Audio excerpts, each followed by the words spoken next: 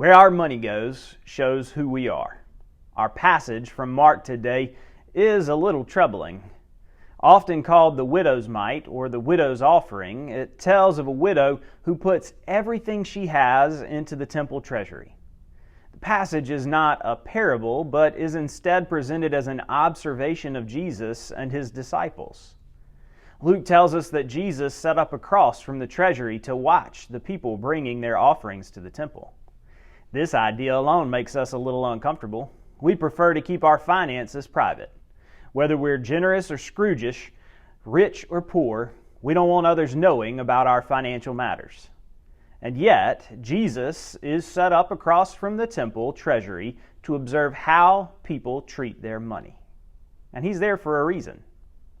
For us, we should probably consider the ways in which Jesus is still observing how we use our money.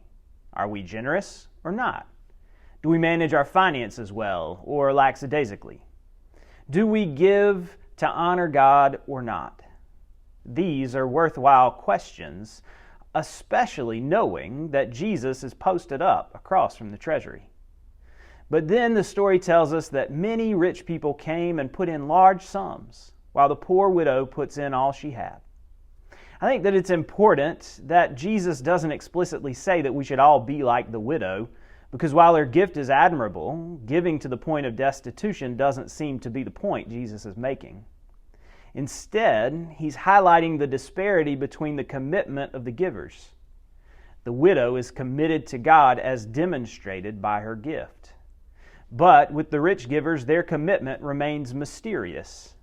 Because it comes from their abundance, their giving is easy, which makes it harder to interpret. For us who live in the richest society in the world, and that the world has ever known, we need to remember that how we use our money shows who we are and whose we are, for better or worse.